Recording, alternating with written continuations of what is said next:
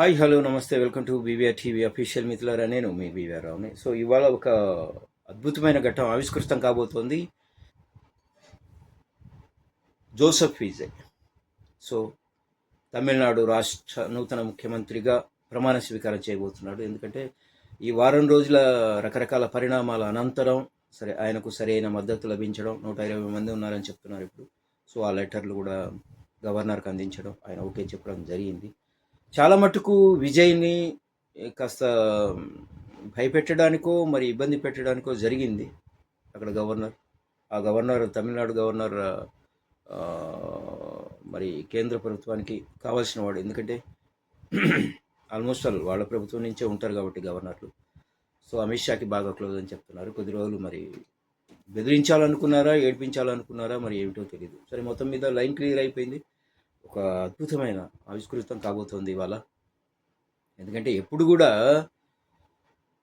DMK అన్నా DMK మధ్య జరుగుతూ ఉండేది, 2 పార్టీలు మాత్రమే ఉండేది, ఏదర్ ఆ పార్టీ లేదా ఇది. అప్పటి నుంచి కూడా మనం చూస్తూ ఉన్నాం.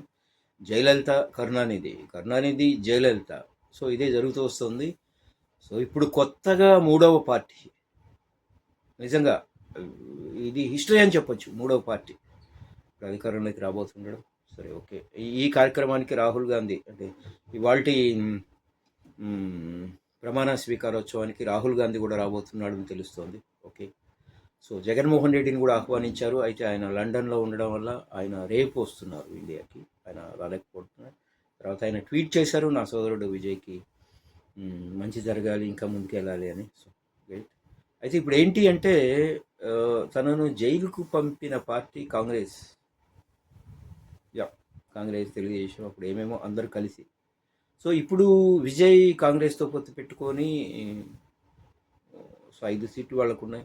ఆయన సీఎంగా ప్రమాణ స్వీకారం చేస్తున్నారు. సో మరి దీన్ని జగన్మోహన్ రెడ్డి ఎలా తీసుకుంటాడు?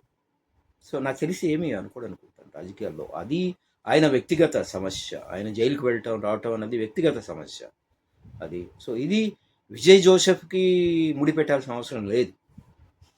ఇప్పుడు ఈయన సీఎంగా ఉండాలంటే వాళ్ళ అవసరం. అప్పట్లో జరిగింది. అప్పుడు కాంగ్రెస్ పార్టీని ఎదిరించి బయటకు వచ్చాడు. సో అయిపోయింది.